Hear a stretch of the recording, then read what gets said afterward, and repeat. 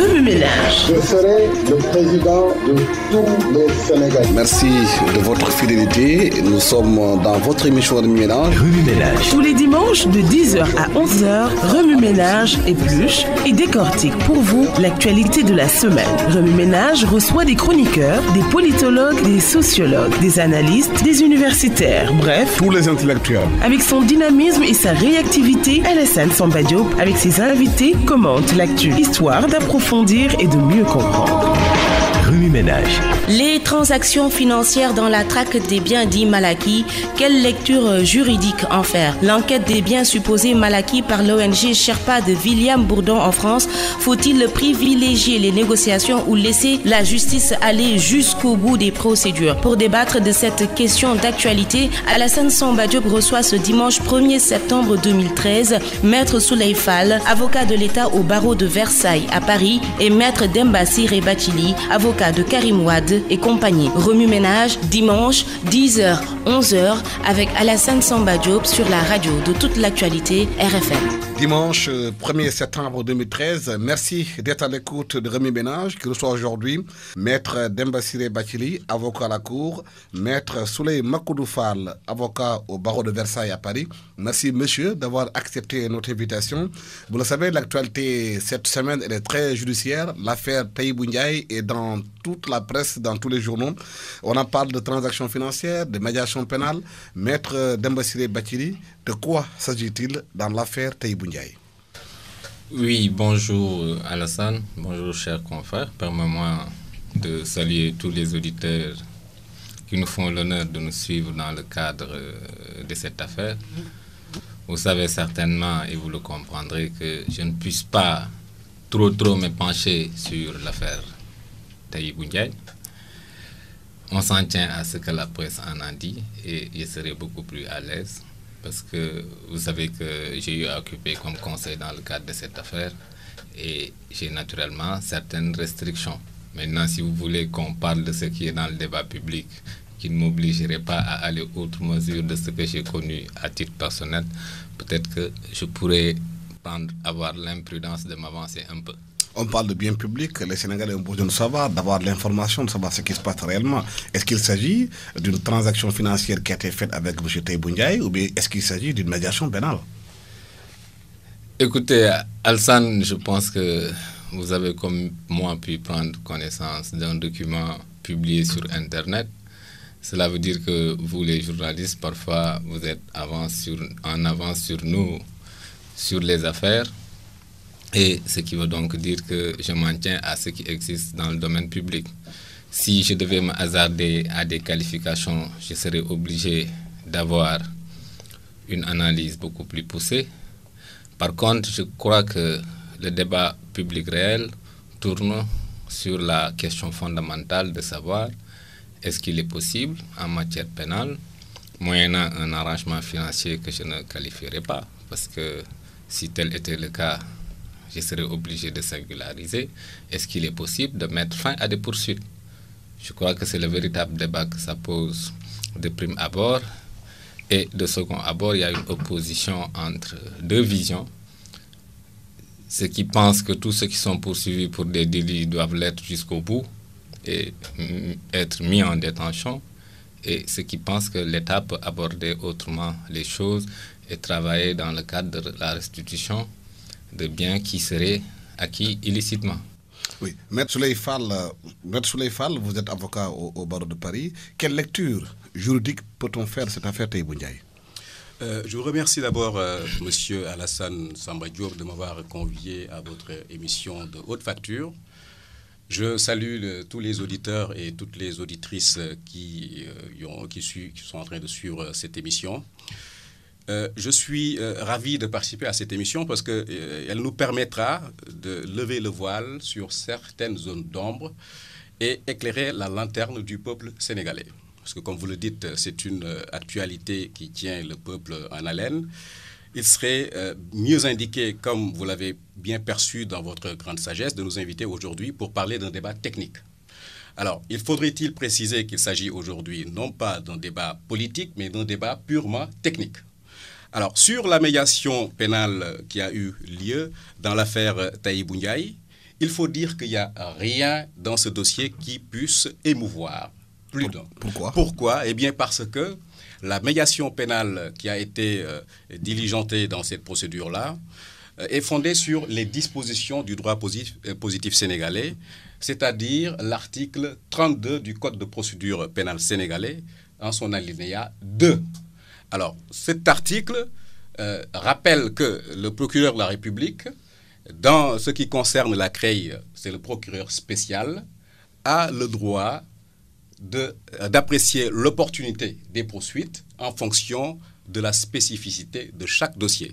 Pour ce qui concerne le dossier Tahibou Ndiaye, bien entendu, c'est le procureur de la République qui a choisi la voie de la médiation pénale qui, faudrait-il le rappeler, est une procédure alternative, comme le serait ce qu'on appelle la procédure de comparution sur reconnaissance préalable de culpabilité, qui existe en France et qui n'existe pas au Sénégal, la procédure de composition pénale qui existe en France et qui n'existe pas au Sénégal, la poursuite, la médiation pénale est une alternative donc à une poursuite.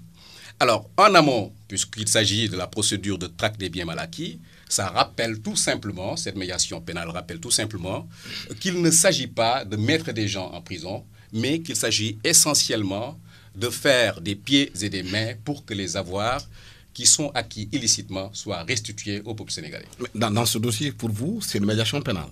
Il s'agit d'une médiation pénale. Mais pourtant, la Cour spéciale, la CREI, est une cour spéciale.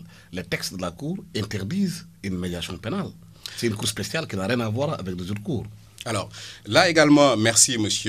Alassane Samba Diop de la pertinence de votre question qui me permettra d'apporter un éclairage assez rapide, parce qu'il est connu en droit, et mon confrère Bathily, qui est plus ancien que ma modeste personne, ne me démentira pas. En droit, lorsqu'il n'y a pas un texte spécial, c'est le droit commun qui s'applique. Alors, dans les textes de la CREI, bien entendu, il n'y a aucun texte qui prévoit l'hypothèse ou la possibilité d'une médiation pénale.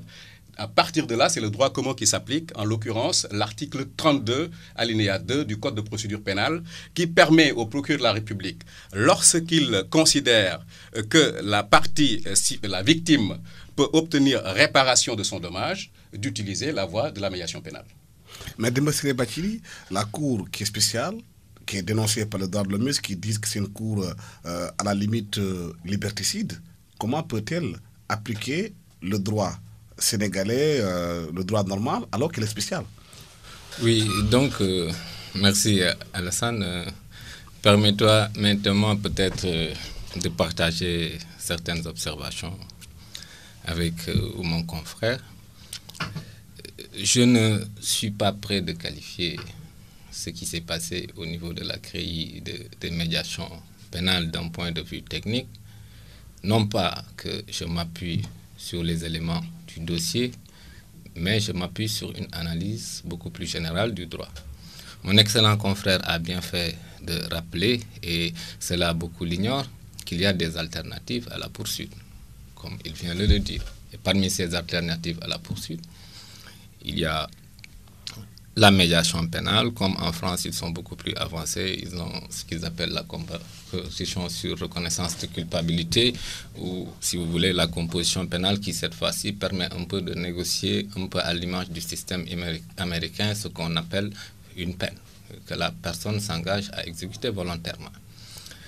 Mais pour pouvoir faire la médiation pénale, je pense qu'une bonne analyse des textes, il faut rappeler que le procureur spécial de la Cour de répression de l'enrichissement illicite a par ailleurs tous les attributs du procureur de la République.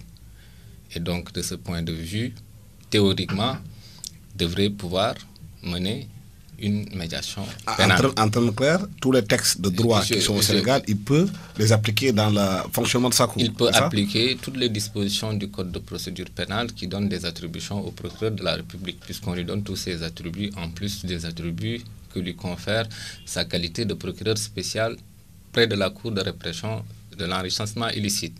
Et vous savez que le procureur de la République a parfaitement la possibilité, dans le cadre d'une infraction, de mener une médiation pénale. La difficulté technique ne se situe pas à ce niveau. Vous savez également que les dispositions qui régissent la médiation pénale ne se limite pas à une catégorie d'infraction. En France, par exemple, vous savez que pour certaines infractions, la médiation pénale ou la comparution sur reconnaissance d'absence de culpabilité est totalement exclue, comme les agressions physiques, comme les violations sexuelles quand ils ont une certaine ampleur. Ici, notre corpus législatif n'exclut a priori aucune infraction. Mais ce qu'il y a lieu de rappeler, comme il l'a si bien précisé, à travers la médiation pénale, il y a en fait deux éléments qui sont, si vous voulez, qui coexistent. Ce qui est recherché en premier dans la médiation pénale, si vous voulez, c'est la réparation du préjudice qui a été causé d'une part, et assurer le reclassement et la réhabilitation du délinquant à condition qu'il n'y ait pas de trouble à l'ordre public. Ce qui veut donc dire que le but de la médiation pénale, c'est essentiellement de réparer le dommage subi. La question technique qui se pose, c'est est-ce qu'on peut conférer à l'État une qualité de partie civile qui viendrait demander une réparation dans le cadre d'une procédure d'enrichissement illicite. Parce que vous savez, les procédures d'enrichissement illicite relèvent de ce qu'on appelle l'action sociale, qui est une action générale qui exclut en général toute constitution de partie civile parce qu'on estime que l'action du procureur est menée pour le compte de la société. C'est là où se pose le débat technique et de mon point de vue, la constitution de partie civile de l'État n'est ni acceptable ni recevable.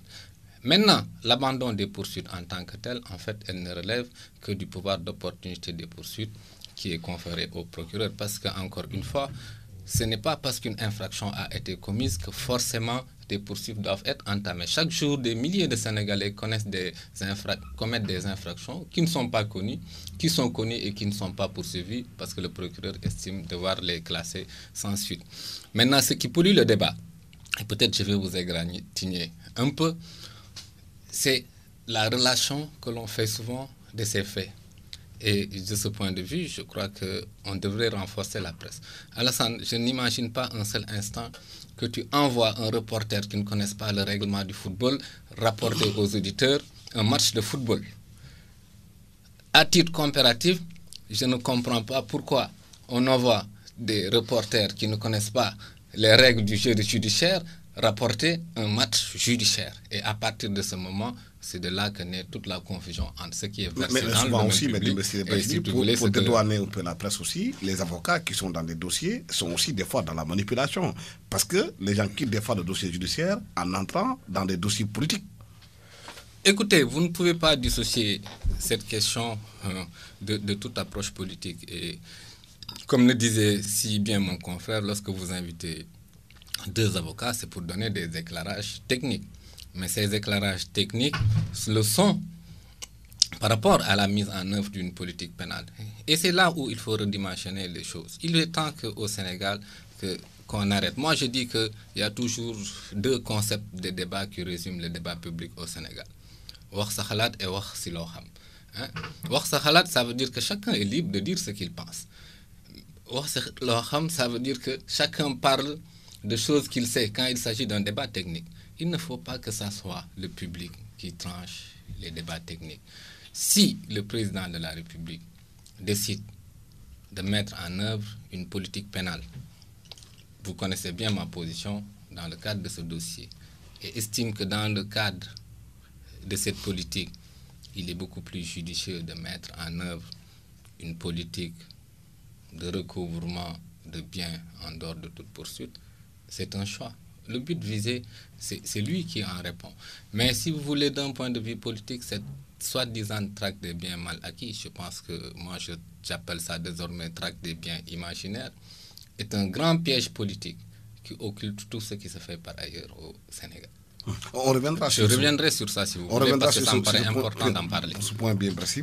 Mais les textes de la CREI, Maître Fall, interdisent une médiation pénale. Quand on lit les textes, surtout concernant la corruption aujourd'hui, comment se fait-il aujourd'hui que la CREI puisse avoir ses propres textes qui régissent son fonctionnement et qu'elle s'adonne à une médiation pénale?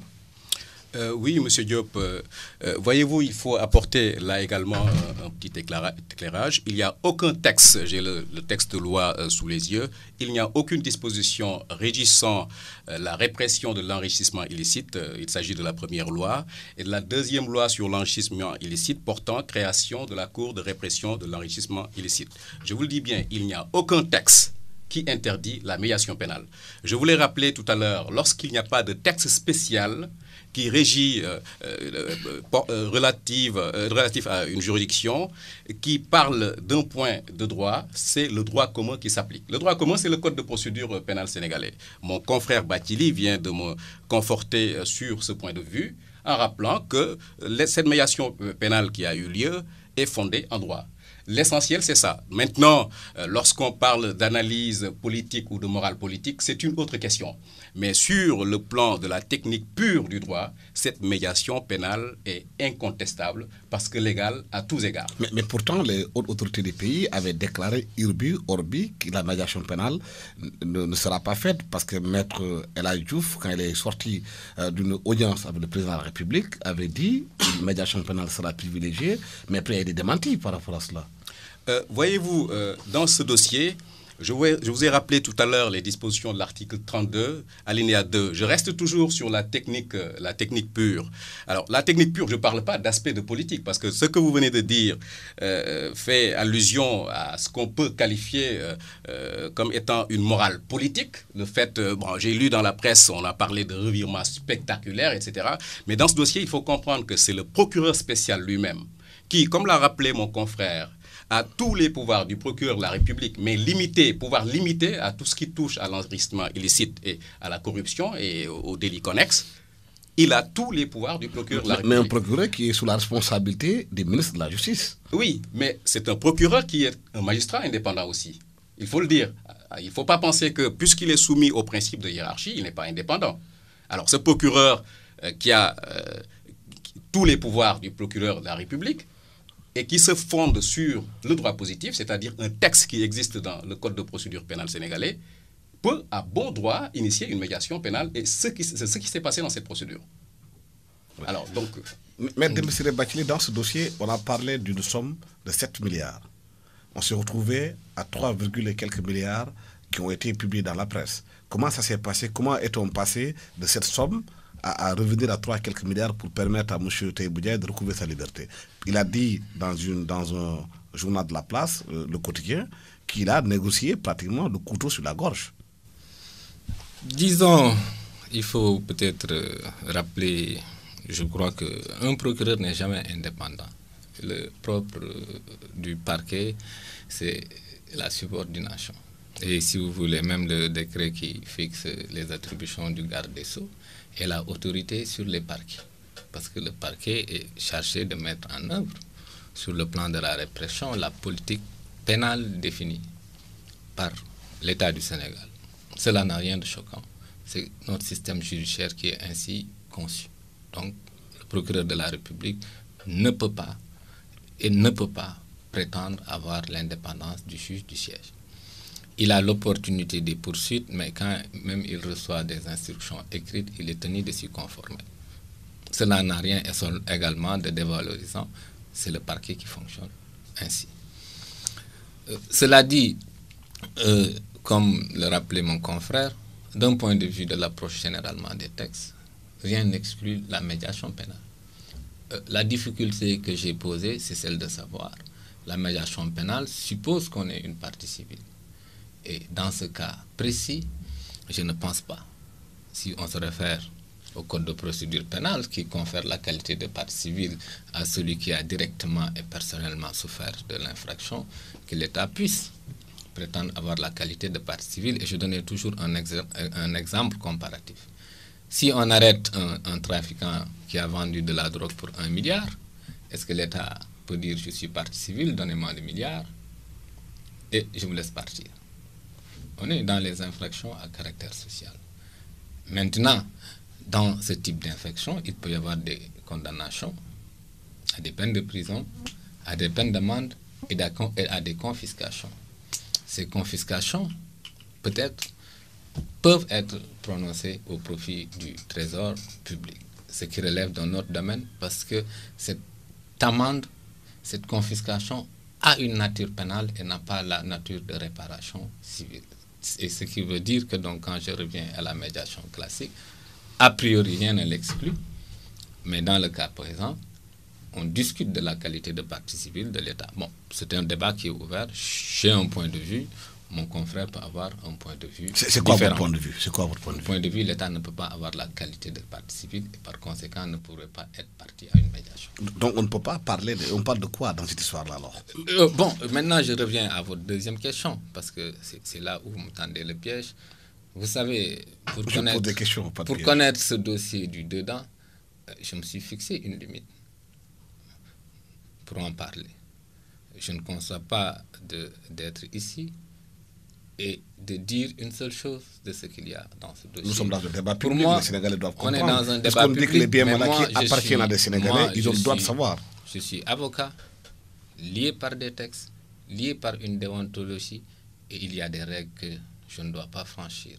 Si on organisait un débat public entre le procureur spécial et moi, j'accepterais d'en parler. Entre une personne qui te sent prétend partie civile, j'accepte. Nous sommes dans l'espace public aussi. Et en dehors de cela, je suis lié par des règles, je suis lié par le secret professionnel et je n'ai pas le droit de dire quoi que ce soit de ce qui a pu se passer. Maintenant, je peux faire des analyses, mais les analyses que j'ai faites sont les Sénégalais veulent savoir. Les Sénégalais veulent savoir comment sommes-nous passés de 7 milliards à 3 milliards. Il ne m'appartient pas de le dire ici. Je crois que l'intéressé a eu à s'exprimer dans le cadre d'une interview qu'il a accordée à la presse. Et tous ceux qui ont pu lire cette interview verront tous les éléments qu'il a eu à présenter par rapport à ça. Je préfère m'en tenir à ça sur cette affaire précise. Maintenant, discuter techniquement avec mon frère est un honneur, est un plaisir, parce que là, c'est pour l'amour du droit. Mais les Sénégalais ont besoin de savoir, Maître Fall. Dans cette histoire, on a parlé de 7 milliards, on se retrouve dans une somme de 3 milliards. Ils ont besoin de savoir comment est-on passé de cette somme-là à 3 milliards. Est-ce qu'il y a eu un problème d'évaluation des biens de M. Ndiaye, ou bien est-ce qu'il y a eu des transactions par rapport à cela? Certains parlent même de beaucoup de pression dans ce dossier et que M. Ndiaye, Taïbou, aurait des bombes, semble-t-il. Alors, merci M. Diop, mais je voudrais apporter une petite réplique par rapport à ce qu'a dit mon confrère par rapport à la recevabilité de la constitution de partie civile de l'État. Alors, le fait que la médiation pénale ait eu lieu confirme deux choses. D'abord, que M. Taïbou Ndiaye a reconnu les faits, sinon il n'y aurait pas de médiation pénale. Il parle de couteau sur la gorge. Hein? Ah ben non, non. Faudrait-il le rappeler que c'est M. Taïbou Ndiaye lui-même qui a pris l'initiative d'aller à la médiation pénale. Il faudrait-il préciser que mon confrère que j'ai en face est l'avocat de Taïbou Ndiaye. Alors, la première obligation de l'avocat, c'est une obligation de conseil. Ça veut dire que si M. Taïbou Ndiaye est allé à la médiation pénale, c'est parce que ses confrères sont d'accord et lui ont donné ce conseil d'aller à la médiation pénale. Alors, je ne comprends pas et je relève une contradiction flagrante par rapport à ce qu'a dit mon confrère, parlant d'irrecevabilité de la constitution de partie civile. À la médiation pénale a participé l'agent judiciaire de l'État, le juge Mafal Fall qui représentait l'agence judiciaire. À la médiation pénale a participé aussi mon confrère ici présent. À partir de là, lorsque ce confrère accepte la médiation pénale, ben, il reconnaît par la même voie la recevabilité d'une constitution de partie civile. Il ne faut pas anticiper, il ne faut pas aller très vite en besogne parce que nous ne sommes pas encore devant la Cour de répression de l'enrichissement illicite en audience de jugement. C'est à l'audience de jugement qu'on va apprécier, que la juridiction, en l'occurrence la Cour, va apprécier la recevabilité de la constitution de partie civile de l'État du Sénégal. Donc c'est beaucoup trop tôt d'en parler. Alors, si je reviens sur votre question concernant le montant sur lequel a porté cette médiation pénale, il va falloir préciser que la médiation n'a pas porté sur 7 milliards 900 ou 7 milliards comme vous venez de le dire, mais la médiation a porté sur 4 milliards. Alors, la médiation a porté sur 4 milliards. Pourquoi? Parce que M. Taïbou Ndiaye a apporté des justificatifs de certains biens qui ont amené le juge, qui est encore une fois le procureur spécial, qui est encore une fois le juge de l'opportunité des poursuites, a pu être convaincu. Attention, on est en délit d'enrichissement illicite. On met en demeure une partie, une personne qui est soupçonnée d'avoir un train de vie ou des avoirs qui ne sont pas en conformité avec ses revenus légaux, on lui donne la chance. Ce sont quand même les droits de la défense. C'est un principe sacro-saint du droit. Alors, on lui a laissé le temps d'apporter des pièces justificatives sur une partie, c'est-à-dire sur les 4 milliards, on va dire. Donc, la médiation, elle a porté sur le reste. Donc, à partir de là, le procureur spécial, qui encore une fois a tous les pouvoirs du procureur de la République en matière d'enrichissement illicite, a jugé nécessaire de dire que la procédure qui s'offre en l'état, du point de vue de l'opportunité des poursuites, c'est la médiation pénale. Alors, ce qui devait émouvoir le peuple sénégalais, si on fait une petite incursion ou une extrapolation dans le débat politique, c'est de dire comment une personne, un Sénégalais lambda, qui a occupé des fonctions publiques, peut en un laps de temps, tout au début de la procédure, pouvoir présenter une somme de 3 milliards. Si ça ne vous est pas ému, moi, cela m'a ému. Comment peut-on avoir 3 milliards en un laps de temps? C'est ça qui choque et qui rend pertinent cette traque de biens mal acquis qui vise d'autres personnes. C'est cela le débat. Mais encore une fois, pour répondre à votre question, la médiation n'a pas porté sur 7 milliards, mais sur 3 milliards, sur 4 milliards. Oui, Maître Dembosiré Bathily, dans ce dossier concernant les biens mal acquis, il y a beaucoup de questions que les Sénégalais se posent. Cette somme, vous l'avez dit, vous n'avez pas allé au fond du dossier parce que vous êtes aussi dans le dossier, mais vous êtes aussi, au-delà d'être avocat de M. Tahibou Ndiaye, quand même un droit de l'hommiste. Quand même quelqu'un qui est de la société civile. Les Sénégalais attendent des explications par rapport à ça pour qu'ils puissent comprendre. C'est important. Merci. Alassane, moi, ce qui m'aime, mon cher confrère, je suis dans un dossier que je connais bien. J'ai dit, il y a une ligne rouge que je franchis. Je ne parle pas. Vous n'êtes pas dans ce dossier. Vous n'avez jamais vu les pièces de ce dossier. Vous n'avez pas les éléments d'évaluation de ce qui a été imputé.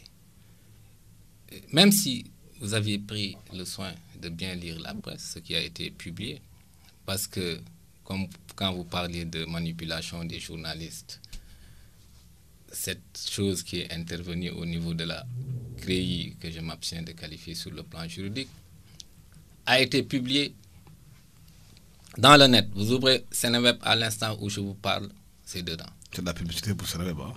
Vous avez tous relevé que les avocats n'étaient pas associés à cela. Donc, mon cher confrère, ne dites pas que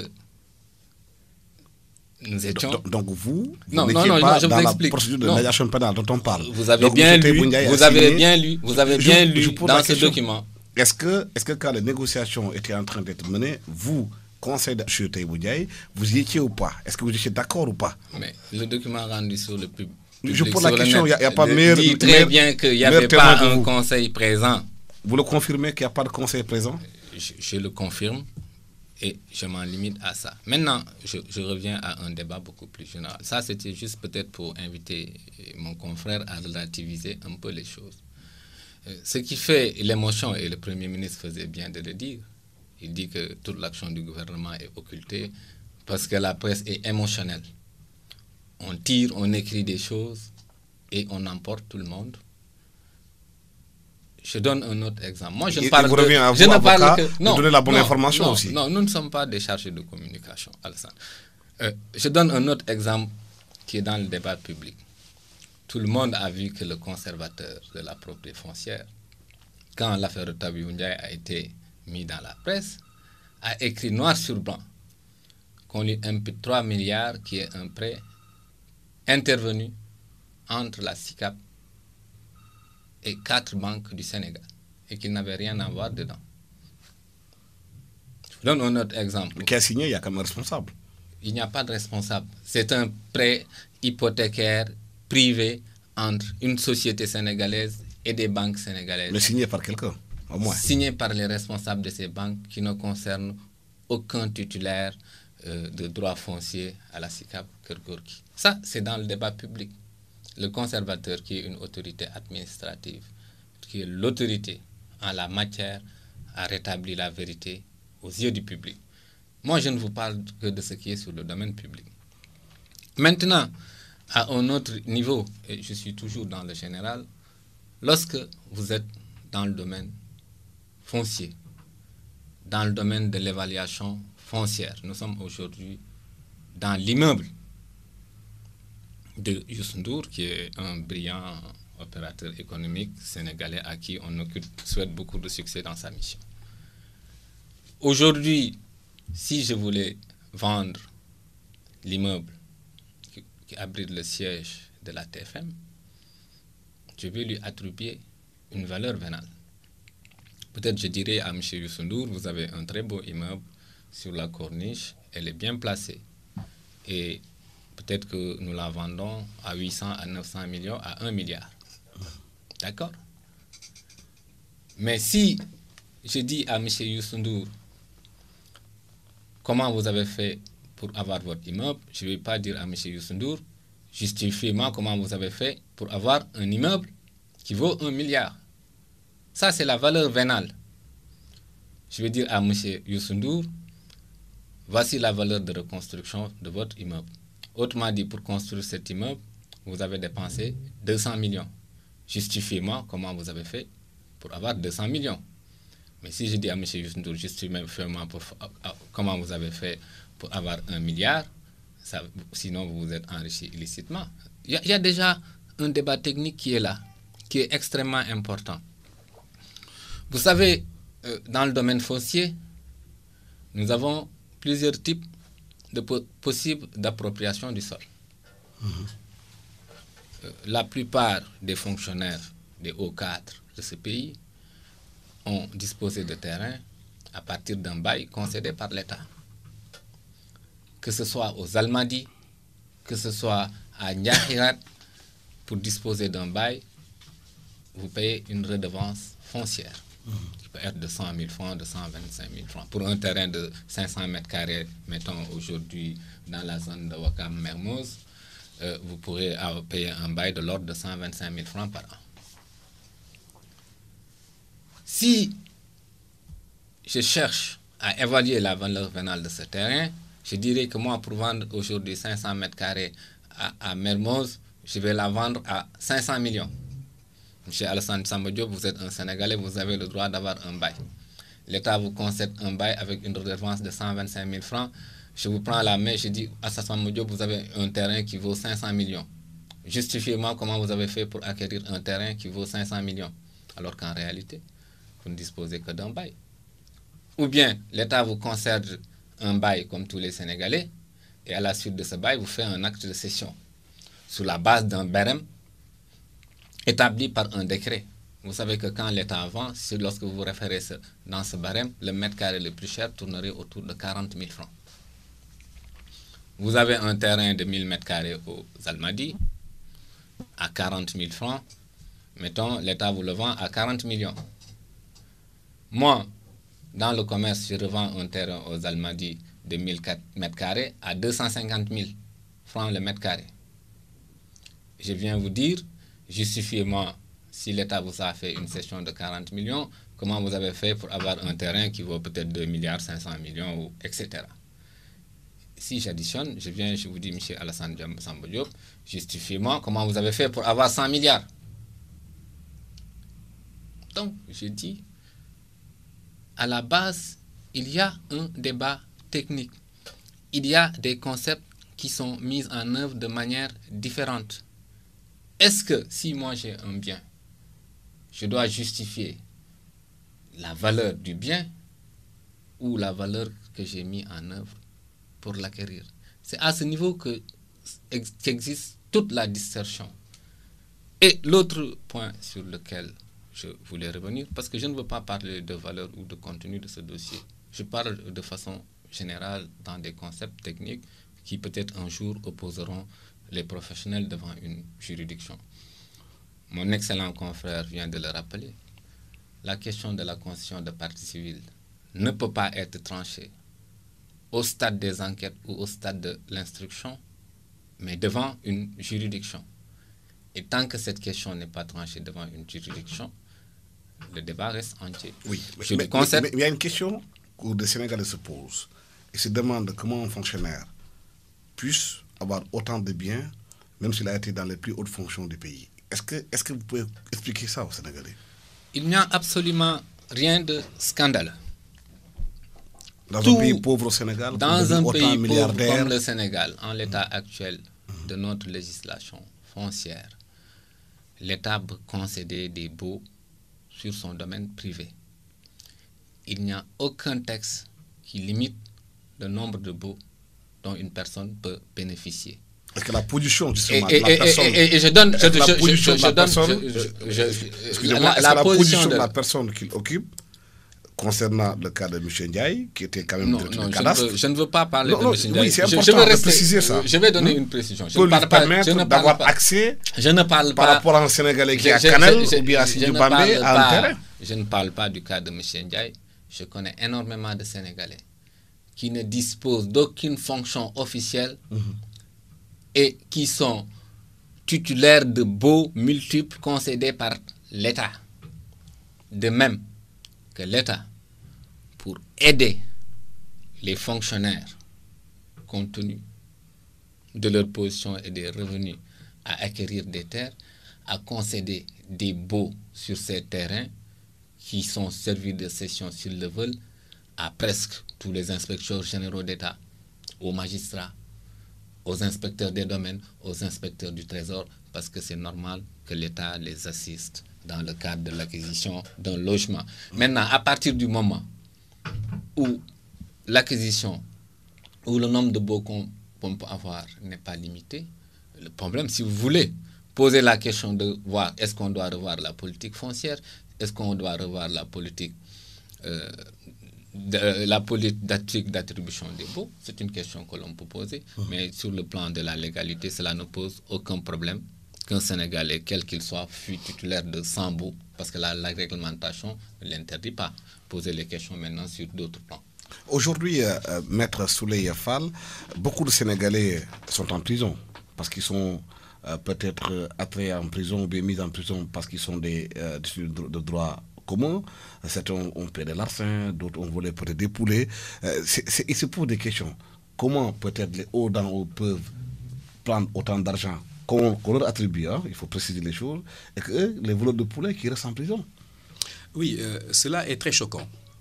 Cela est très choquant parce que je disais à un ami hier qui était de l'autre côté, qui était en train de contester mon argumentation, en lui disant que ce que vous constatez en audience de flagrant délit, si vous êtes en France, on va parler des audiences de comparution immédiate, qu'une personne qui a pu voler une valise dont la valeur est de 20 000 francs peut prendre 6 mois de prison ferme.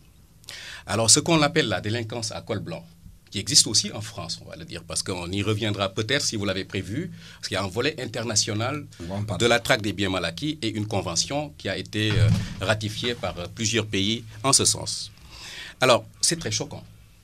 Nous allons voir une personne qui a occupé des fonctions gouvernementales ou des fonctions électives, qui, en un temps record, peut avoir un patrimoine, je vous le dis bien, et je pèse bien mes mots, un patrimoine insolent. Cela est très choquant. Cela est vraiment très choquant. Alors, on va vous brandir, parce que je voudrais y revenir, en répondant en filigrane à mon confrère qui a un peu parlé de l'affaire Tahibou Ndiaye en disant que ça pose le débat technique de la charge de la preuve. Parce que pourquoi la CREI est décriée? Parce que tout simplement, on vous a parlé d'inversion de la charge de la preuve, la présomption d'innocence. Là, je voudrais apporter une précision. Parce qu'on ne peut pas parler de présomption d'innocence, de violation du principe de la présomption d'innocence lorsqu'on n'est pas devant une juridiction de jugement. Que signifie le principe de la présomption d'innocence? C'est que toute personne est considérée comme innocente tant qu'une juridiction de jugement, je vous dis très bien, une juridiction de jugement la juge et la déclare coupable d'avoir commis cette infraction.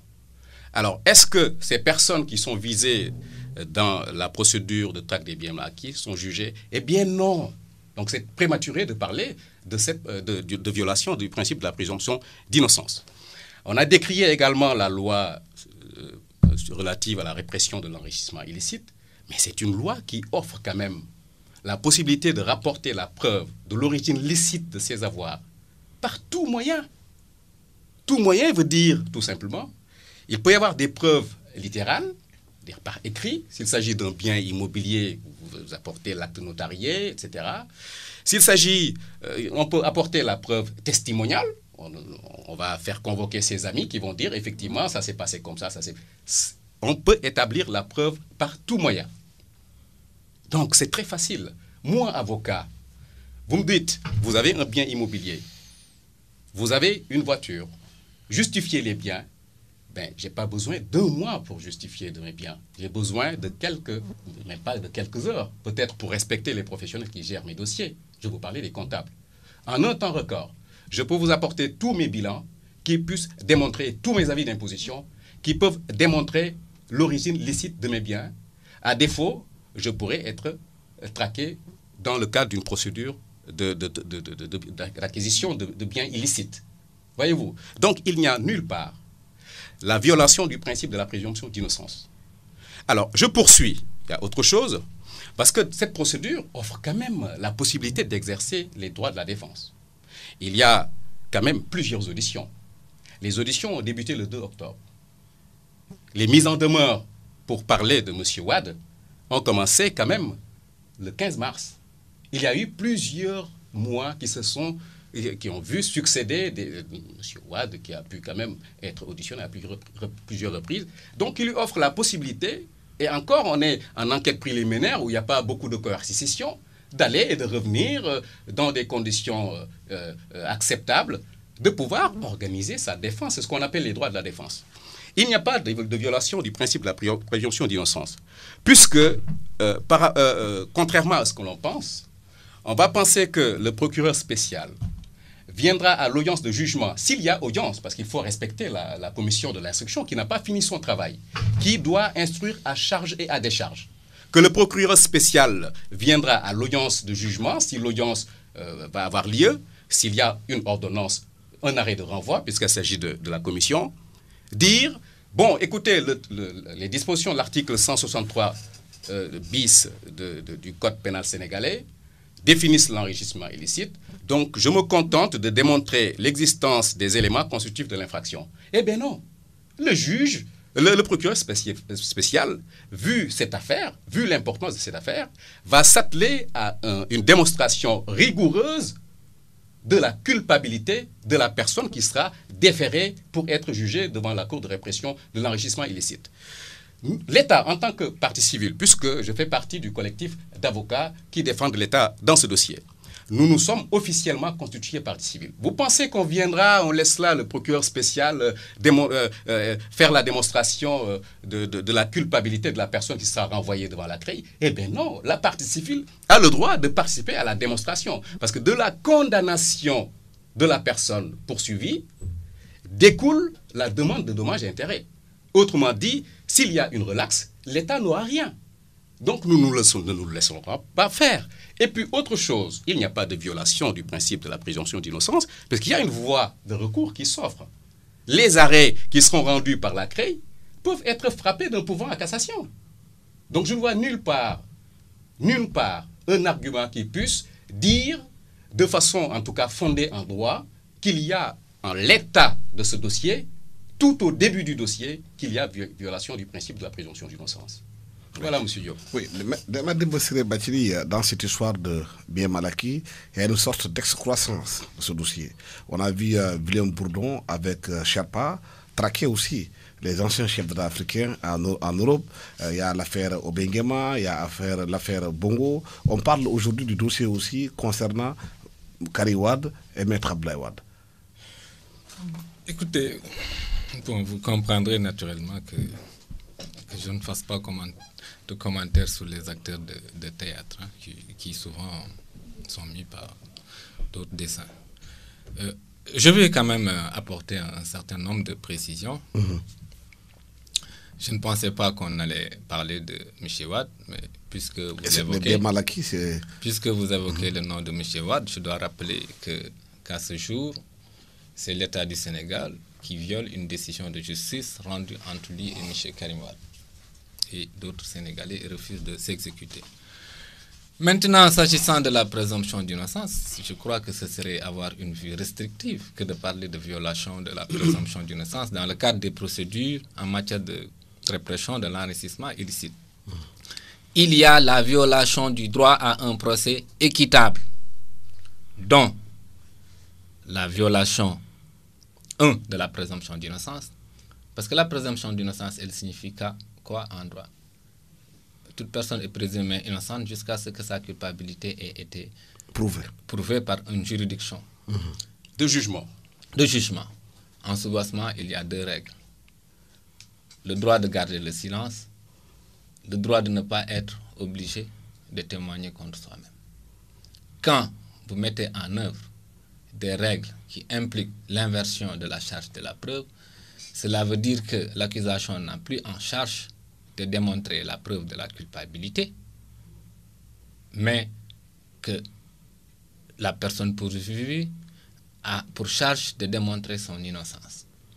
Alors qu'on sait que l'action du ministère public est essentiellement fondée sur le fait que ça a eu de rapporter les preuves que la personne a commis un délit. Vous serez devant une juridiction où on vous dit « voici les preuves du délit que vous avez commis ». Non, vous serez devant une juridiction où on vous dit « prouvez que vous êtes innocent ». Comment? En étant obligé de témoigner contre vous-même et en rompant votre droit de garder le silence. Parce que vous savez, lorsqu'un policier vous interroge, vous avez le droit de dire que je me tais, je ne réponds pas. On ne peut pas vous forcer à parler. La deuxième chose que l'on reproche à la CREI, et à titre comparatif, parce que quand vous prenez la commission d'instruction, ce n'est rien d'autre qu'une juridiction d'instruction, au même titre que n'importe quel cabinet d'instruction. Aujourd'hui, quand les cabinets d'instruction rendent des décisions, ces décisions sont passibles d'appel devant la chambre d'accusation et de pourvoi devant la Cour suprême. L'enrichissement illicite est un délit qui est dans le Code pénal, article 163 bis, confié à une juridiction spéciale. Devant cette juridiction, toutes ces voies de recours, notamment le droit à un recours utile et le droit à un recours effectif, est violé. L'on vous dit que les décisions de la commission d'instruction ne sont susceptibles d'aucune voie de recours. Cela veut dire que quand la commission d'instruction se trompe ou prend des décisions arbitraires, vous n'avez aucun recours. Mais ça renvoie à quelle image de la justice? On vous dit que les seules décisions rendues par la Cour de répression de l'enrichissement illicite ne sont susceptibles que du pourvoi en cassation. Où est le principe du double degré de juridiction qui est une garantie fondamentale, la justice étant l'œuvre des hommes et qui est susceptible d'être entachée d'erreur? C'est pour ça qu'on appelle la Cour spéciale. Ce caractère spécial ne l'est que par rapport à la matière. C'est une spécialité quant à la matière. Mais je dis que faire fonctionner une telle juridiction au Sénégal en 2013, alors que notre constitution renvoie à la garantie des droits fondamentaux et au droit à un procès équitable, voilà pourquoi cette juridiction n'est pas conforme d'un point de vue de la défense des droits. Le Sherpa qui ouvre un dossier aussi au niveau de la France. Écoutez, vous savez, je pense qu'il y a une chose qui est extrêmement importante, il faut que l'on s'accorde. Mon confrère comme moi, nous sommes pour la poursuite de l'enrichissement illicite. Nous sommes pour la poursuite de la prévarication des deniers publics. Je ne parle pas de dossier, je parle d'une façon générale. On dit même que c'est une demande sociale que nous tous nous participons. Mais nous sommes avant tout avocats pour une justice équitable, conforme aux garanties des droits fondamentaux. Est-ce que vous concevez, en 2013 au Sénégal, qu'on puisse faire fonctionner une juridiction d'exception qui viole tous les droits fondamentaux des citoyens qui soient poursuivis devant cette juridiction? Merci les femmes. Et cette affaire au niveau de la France concernant William Bourdon ou un autre volet du dossier s'y déroule? Oui, c'est une convention internationale. C'est la convention de Mérida du 9 décembre 2003 qui a été ratifiée par 167 pays dont la France et l'Union européenne. Donc c'est pour la première fois dans ce monde qu'il y ait une convention internationale qui prévoit la poursuite de détournement, la poursuite d'acquisition de biens illicites. La première fois. Alors, concernant cette procédure de France, avant d'y venir, d'y arriver, je vais quand même apporter une petite réplique à mon confrère qui continue encore à décrier la légalité de la CREI et puis la légalité du délit d'enrichissement illicite. Il y a un principe en droit. Je parle sous son contrôle puisqu'il est plus ancien, mais pour lui rappeler tout simplement qu'il y a un principe en droit pénal. Le principe nullum crimen nulla poena sine lege. Lorsqu'il y a une infraction qui a été prévue par le code pénal sénégalais, il a cité l'article 163 bis qui prévoit le délit d'enrichissement illicite, eh bien cette infraction doit être poursuivie dès l'instant qu'il est commis. Il s'agit d'un délit instantané, mais le débat sera beaucoup plus technique. Je m'en tiens à cela. Également, il nous parle de ce dossier. Je ne vais pas violer le secret de l'enquête et de l'instruction. Vous pensez que dans ce dossier, il n'y a pas de témoignage? Vous pensez que ce dossier est vide? Qu'il n'y a pas des éléments sur lesquels vont s'appesantir le procureur spécial s'il y a aux anges de jugement, encore une fois, parce que je fais confiance à la commission de l'instruction, pour pouvoir démontrer la culpabilité de toute personne qui sera déférée devant la Cour de répression de l'enrichissement illicite étant déclaré coupable d'avoir commis cette infraction. Eh bien, le droit positif sénégalais le prévoit. Depuis 1981, je vous précise, parce que j'ai lu, avant de venir, pour le respect que je dois à votre radio, j'ai lu l'exposé des motifs de cette loi, qui date de 1981, loi qui a été signée par Habib Thiam et Abdou Diouf, à l'époque, respectivement, président de la République et Premier ministre.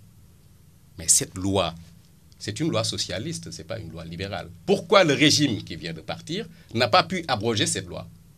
Cette loi n'est pas caduque, elle est applicable. Alors, cette loi aussi, c'est une loi, d'après ce qui est exposé dans l'exposé des motifs, nous dit que c'est pour mettre fin et prévenir l'injustice sociale. Un jour, si le président de la République actuel se levait un beau jour pour dire « Écoutez, Sénégalais, Sénégalaises, je mets un terme à la procédure de traque des biens mal acquis », mais j'avoue, il y aurait des descentes sur la rue. Parce qu'au-delà, c'est le peuple sénégalais qui est victime. La procédure en France. La procédure en France, nous avons bien entendu déposé plainte depuis le mois de novembre. La procédure suit son cours. En France, il y a eu un principe de dépôt obligatoire d'une plainte simple entre les mains du parquet.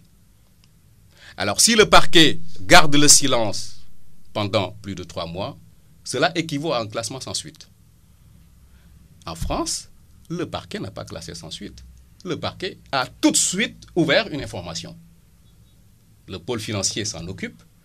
Et j'avoue, dans quelques mois seulement, vous allez voir l'évolution du dossier parce que M. Wade est encore incarcéré au Sénégal. Il y a un arrêt dont on n'a pas beaucoup parlé. C'est l'arrêt qui a été rendu le 19 juillet 2013 par la Cour de justice de la CEDEAO. On n'en a pas beaucoup parlé parce que la partie adverse a quand même été déboutée entièrement et largement. Pourquoi? Il est bien clair, quel que soit ce qu'on dit, assez rapidement, la Cour nous dit que la détention de M. Wade n'est pas arbitraire et est fondée sur une base légale. C'est la Cour qui statue en matière de droits de l'homme. Donc, ce qui met un terme à tout débat. Rapidement, par rapport à cette question, pour le temps que nous vient partir terminer. Je crois qu'il faut assez rapidement dire, en ce qui concerne l'enrichissement illicite, il faut rappeler que la Convention de Mérida, comme la Convention de l'Union africaine sur l'enrichissement illicite, sont postérieures à la loi sénégalaise. Et la loi sénégalaise, aujourd'hui, n'est pas conforme ni à l'idée, ni à l'esprit de ces conventions. Il n'y a que le mot enrichissement illicite qui constitue une sorte d'homonymie, mais d'un point de vue du contenu, c'est un décalage préhistorique. Ça, c'est la première observation. Les autres questions mises en cause sont relatives à des questions de procédure. S'agissant de la plainte en France, j'ai dit, je rigole. Vous vous attendrez encore 100 ans. Je ne peux pas m'avancer outre mesure. Je n'ai jamais parlé du dossier qui était pendant à la CREI. Je me suis limité simplement à discuter des questions générales de procédure. Et enfin, ce que je dois dire, l'arrêt de l'Union africaine dit que les décisions de la Cour de justice sont obligatoires. De ce point de vue, la Cour renvoie implicitement à la décision du 22 février qui dit que M. Karim Wade doit être jugé devant la Cour de justice, devant la Haute Cour de justice. Et deuxièmement, l'interdiction de sortie du territoire national illégale, décision que l'État du Sénégal refuse à ce jour d'exécuter. Voilà, merci infiniment d'avoir été avec nous, Maître Demba